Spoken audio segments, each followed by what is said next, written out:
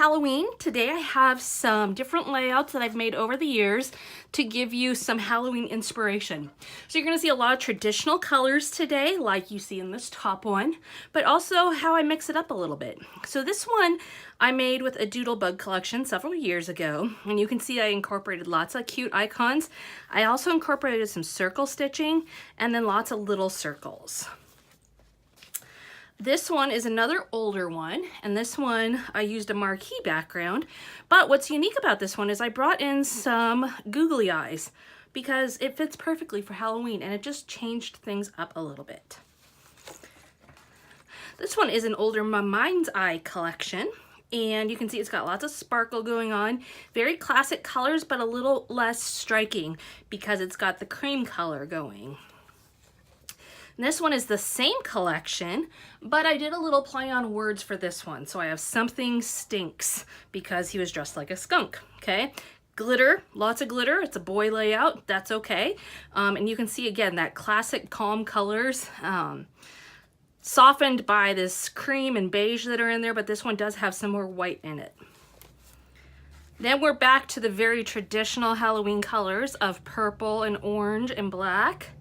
And this one you can see has a really cute die cut title and then multiple photos, which a lot of them do so far. Here's one that totally goes against all the traditional colors but highlights the costume, and that is something I really like to do. This one, obviously she was dressed as a cowgirl, and so I used different themed products from Paper House Productions to make this one. Then we're back to some more traditional colors.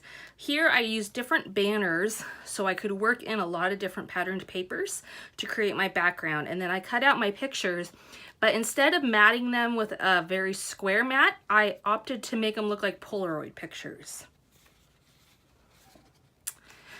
This one was a lot of different patterned papers that had stuff going on already. And so like this came from a patterned paper and I cut it out. This is already on the paper. This is already on the paper. And then what I did is I also cut out using a cut file for my background to add a little bit of orange to it. This is one I made last year, and it uses Paper House Productions' Wicked Good collection. You can see lots of 3D stickers as well as flat stickers. This moon background, much like the last one, was already built into the paper, so it gives you an easy jump start on your layouts.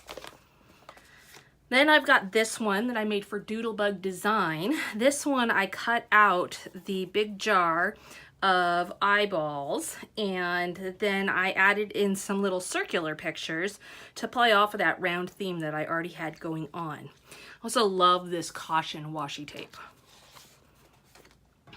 Here's one where I did a lot of mixed media. This is also using the Wicked Good collection from Paper House Productions. And not only did I use mixed media, but I used an acetate paper over the top of it. I do have a video on this one, and I will link you up to that down below, as well as any other ones that have videos. This is one I made this year, which has my son dressed up as the Hulk, and this is using Doodlebug's latest Halloween collection. You can see very traditional colors. Once again, I wanted to work in a lot of patterns, and so I did that by doing smaller bits and pieces of the patterns. Stripes of that patterned paper, circles, instead of just overwhelming the whole layout with them. Finally, another one that I did this year. This one is using, again, the Wicked Good collection from Paper House Productions.